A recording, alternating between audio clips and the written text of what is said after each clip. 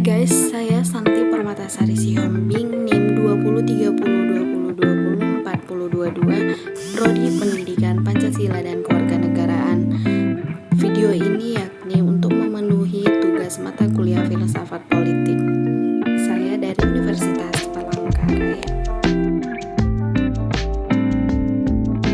Berikut sedikit biografi dari Bertrand Russell. Nama Bertrand Russell lahir pada 18 Mei 1872 Britania Raya, warga negara Inggris.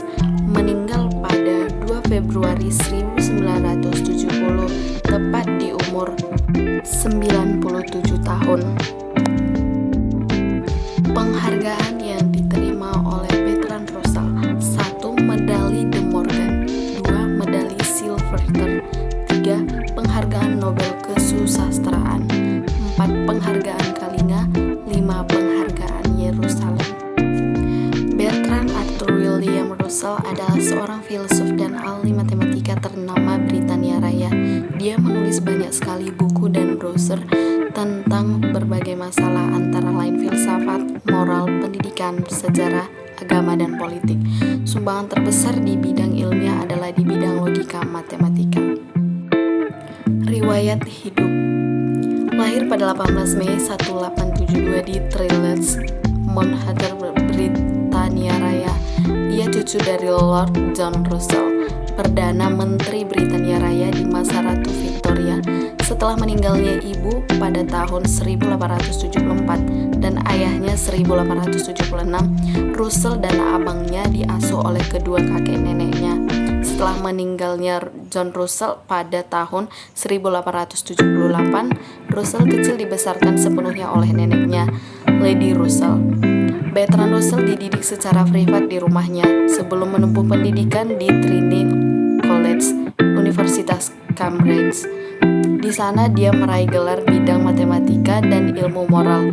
Russell terpilih menjadi anggota Royal Society pada tahun 1908. Karir Russell di Trinity College berhenti pada tahun 1916 karena aktivitas anti perangnya, yang menyebabkan dia dihukum dan didenda. Russell dipecat dari Trinity College sebagai buntut hukumannya itu. 2 tahun kemudian dia kembali dihukum, kali ini dipenjara selama 6 bulan. Semasa di penjara, Russell menulis buku Introduction to Mathematical Philosophy. Dia baru kembali ke Trinity pada tahun 1944. Russell dianugerahi Order of Merit pada tahun 1949 dan menerima hadiah Nobel Sastra pada tahun 1950. Selama dasawarsa 1950-an dan 1960-an, dia menjadi inspirasi kaum muda karena aktivitas anti perang dan anti nuklirnya. Bersama-sama dengan Albert Einstein, dia mengumumkan Manifesto Russell-Einstein pada tahun 1955 yang menghimbau pembatasan senjata nuklir. Dia juga merupakan pengatur utama konferensi penguas pertama yang mengumpulkan para ilmuwan yang prihatin terhadap penyebaran senjata nuklir. Pada tahun 1961, dia kembali dipenjara akibat demonstrasi anti-nuklir dan dihukum penjara selama 2 bulan. Namun setelah banding hukumannya ini kemudian diperingan menjadi 1 minggu di rumah sakit penjara. Pada tahun 1970, Russell meninggal dunia dan seluruh bukunya diwariskan pada Universitas McMaster, Hamilton, Ontario, Kanada, yang beliau gabungkan sendiri ke dalam The College Papers of Bertrand Russell.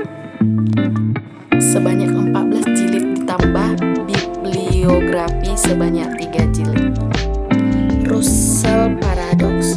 Pada 1901, Russell mengungkapkan apa yang kemudian dikenal sebagai paradoks Russell yang muncul dalam karyanya Principle of Mathematics. Paradoks ini timbul dalam kaitannya antara suatu himpunan yang menjadi bagian dari berbagai himpunan, tetapi bukan dari anggota itu sendiri. Signifikansi paradoks ini mengikuti menurut pandangan logika klasik semua pernyataan yang akan selalu diikuti oleh kontradiksi. Menurut pandangan matematika lain, termasuk Hilbert and Bowner, tidak ada pembuktian yang layak untuk menjawab semua logika pernyataan matematika yang kontradiktif. Pada awal abad ini, karya-karya yang menyangkut logika, teori himpunan, filsafat, dan dasar-dasar matematika memang tumbuh subur. Paradoks Russell merupakan hasil sampingan dari pernyataan aksioma tak terdefinisi atau abstraksi yang menjadi bagian dari teori himpunan. Aksioma yang dimunculkan oleh Cantor dalam bentuk pernyataan yang mana X ada perubah bebas yang akan menentukan himpunan yang anggota-anggotanya memenuhi himpunan P atau X. Mengawali paradoksnya, Russell membedakan himpunan menjadi dua: himpunan normal yang tidak berisikan dirinya sendiri sebagai anggota himpunan. Contoh, himpunan semua kucing atau himpunan siswa disebut sebagai himpunan normal karena himpunan itu sendiri bukanlah kucing atau siswa. Himpunan tak normal yang berisikan dirinya sendiri sebagai anggota. Contohnya, himpunan yang semua bukan kucing, himpunan yang semua bukan siswa. Untuk memperjelas paradoks tersebut, Russell memberi puisi yang berjudul Paradoks Tukang Cukur. Bunyinya, saya mencukur semua orang di desa, yaitu orang yang tidak mencukur dirinya sendiri. Selama tahun 1950-an hingga 1960-an, Russell menjadi inspirasi bagi kalangan remaja yang kampanyeannya anti perang dan proses anti nuklir yang dicengkangnya bersama Albert Einstein pada 1955. Dia mengeluarkan manifesto yang berisi pelecutan senjata nuklir. Keterlibatan Russell dengan pelecutan senjata nuklir semakin gencar sehingga dia harus dihukum penjara selama 2 bulan. Dia tetap menjadi figur publik hingga meninggal dalam usia 97 tahun. Berikut beberapa karya Bertrand Russell. 1. The Analysis of Mind. 2. The Analysis of Matter. 3. Human Knowledge, Its Scope and Limits.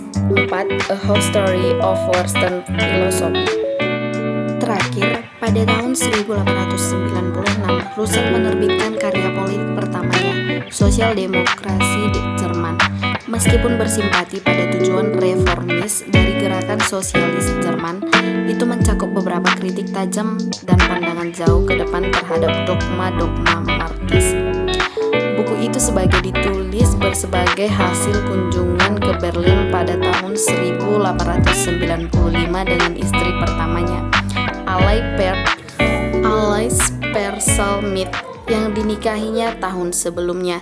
Di Berlin, Russell merumuskan skema ambisius untuk menulis 2 seri buku, satu tentang filsafat ilmu, yang lain tentang masalah sosial dan politik. Akhirnya, seperti yang kemudian dia katakan, saya akan menjadi sintesis Hegelian dalam karya ensiklopedis yang membahas teori dan praktik secara setara. Dia pada kenyataannya datang untuk menulis tentang semua mata pelajaran yang dia inginkan, tetapi tidak dengan bentuk yang dia bayangkan. Tak lama setelah menyelesaikan bukunya tentang geometri, ia meninggalkan idealisme metafis yang telah menyediakan kerangka kerja untuk sintesis besar ini. Baik, hanya itu yang dapat saya sampaikan mengenai seorang ilmuwan yang bernama Bertrand Russell. Sekian dan terima kasih. Semoga melalui video ini banyak teman-teman yang terbantu dalam menyelesaikan tugasnya dan dapat mengerti dari pola-pola pikir seorang ilmuwan, terutama